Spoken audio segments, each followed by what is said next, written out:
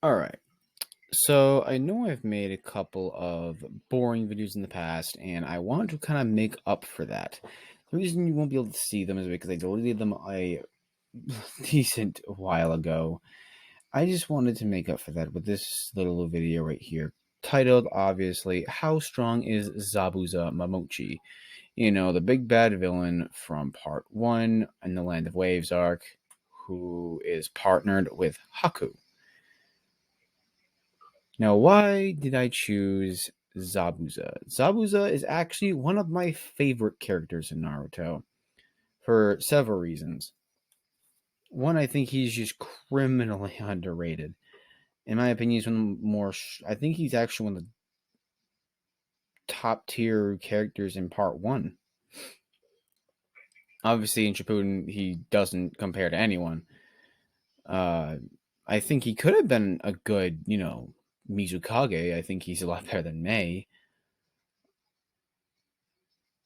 Obviously, Zabuza doesn't have, two Kekkei Genkai, but I feel like he brings a lot more combat ability to the table than Mei. But I just wanted to clarify that. Anyway, how strong is Zabuza Momochi? I'm going to go over some of his feats and, stuff like that. Now, this is obviously going to be a very long video because I kind of want to just get this out there, and I want to start making content and stuff like that. I am also on TikTok. I do a lot of anime debates and stuff like that. Some gym content as well. I think I have like one gym upload. Honestly, it's kind of like a joke. I did with Joey Swole, if you guys know him. But yeah, I just wanted to do a little bit of video on my favorite characters in Naruto. In fact, if I had to rank him, he'd be in my top 10, honestly. He's up there with like Minato, Madara, Hashirama, Kimimaru, Jiraiya. Like, he's up there with those favorite characters. Now, he slaughters everyone in his classroom as a kid. Something only Kid Gara can do at his age. I think it's very impressive considering that Kid Gara had sand to manipulate. Not manipulate, but he had his mother's blessing in the sand. Zabuza did this without any aid. He did this with just him. No sand to help him, no mother's will of sand, none of that. He did it with just his pure talent and bloodlust. He also made Chodoro the fifth of the. I'm sorry. He made Chodoro the to be fifth Mizukage. Granted, he was the escort to Mei, but he eventually became the fifth Mizukage. He made him basically shit himself at the thought of fighting him because the team that took him out composed of Sasuke, and he was scared of Sasuke because he was part of the team that killed Zabuza. Obviously, it's that's up to interpretation, but I think it's a pretty good standing. I do.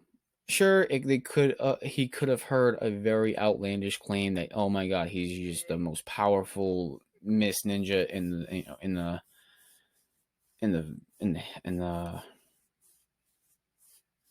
land of Mist.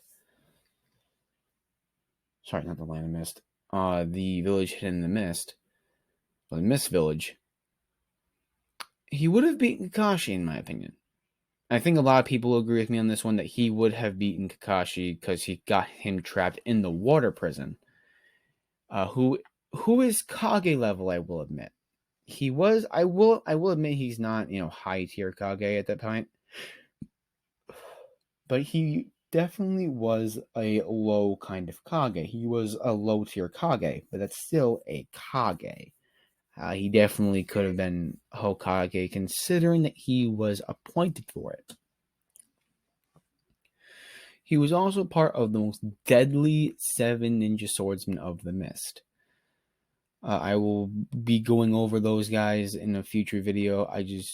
I wanted to cover Zabuza because he's one of my favorite characters in the series, and I just wanted to get out there how powerful he really was.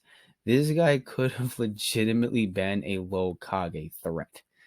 I think he could have beaten a lot of Jonin. I think he could have beaten a lot of characters in part one. I think he could have beaten Asuma. I think he could have beaten Kurenai. I think he could have beaten Kakashi. I think he could have beaten who else?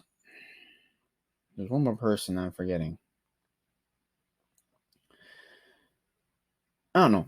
I do think he's a lot better than a lot of Anbu members, like Sai and people like that. I mean, not Sai. That's maybe not the best example. But I do think he's better than most Aburame members. Sorry, Aburame. Anbu members. But anyway, getting off track. Basically, he made Chojo shit himself at the thought of fighting, at the thought of ever being able to deal with Zabuza.